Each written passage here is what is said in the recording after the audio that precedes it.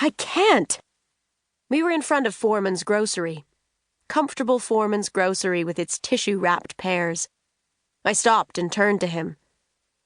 It was a shock. I had been building this picture of him in my mind, somebody evil-faced, but he was just ordinary. Calm-looking, with a tousle of oily black hair and black-rimmed pale grey eyes. His eyes were level with mine. He was short, for a man. No taller than I was, and much younger. I took heart. "Well," I said, panting, "this is where I get off, I guess." Something clicked on his gun. We ran on. Down Edmund Street, past old Mr. Linthicum, who'd been placed on his stoop, as always, rain or shine, by his daughter-in-law.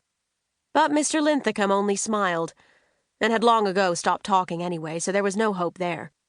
Down Trap Street, past my aunt's brown duplex, with the wooden eyelet lace dripping from all the eaves. Only she would be inside now, watching Days of Our Lives. A sharp left down an alley I hadn't known existed, then left again, dodging under somebody's stilt-legged porch, where once, I believe, I played, as a child, with a girl called Sis, or Sissy.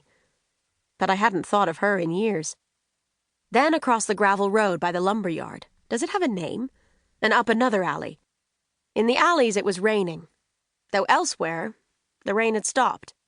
We were traveling a corridor of private weather.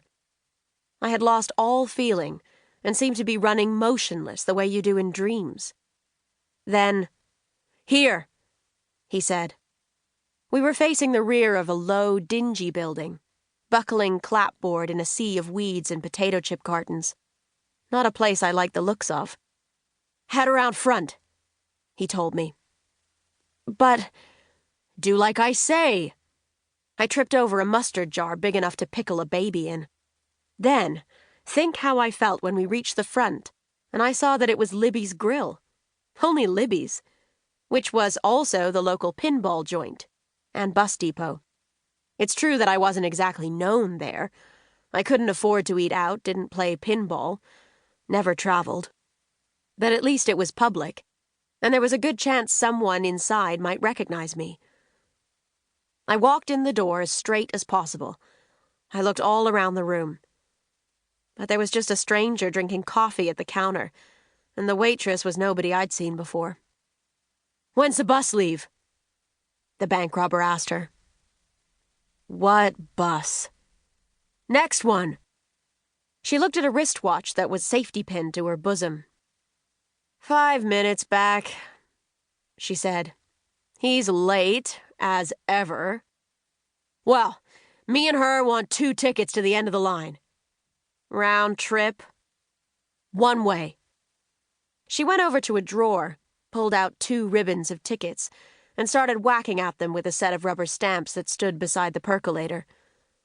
Now, surely, people didn't come in every day asking for tickets to the end of the line, wherever it was, on the next bus going out. And surely she didn't often see a woman, draggily-haired, out of breath, about to collapse from running too hard, accompanied by a stranger all in black. For even his jeans were black. I saw now. Even his sneakers. Everything but his startling white, out-of-place shirt. Wouldn't you think she would give us at least a glance? But no. She kept her eyes down, her chin tucked into her other chins, even when accepting the money he laid on the pads of her palm. Before we were halfway out the door, I believe, she had forgotten we existed. And then the bus had to wheeze up the moment we arrived at the curb, not giving me 2 seconds to look around for someone familiar. Though I was calmer now. It didn't seem so likely he would shoot me with people around. Even these numb, dumb people lining the bus. Half of them asleep with their mouths open. Old lady talking to herself, soldier with a transistor radio pressed to the side of his head. Dolly Parton was singing, "My Life is Like Unto a Bargain Store." The vanity case on the old lady's lap was meowing. I decided there was hope.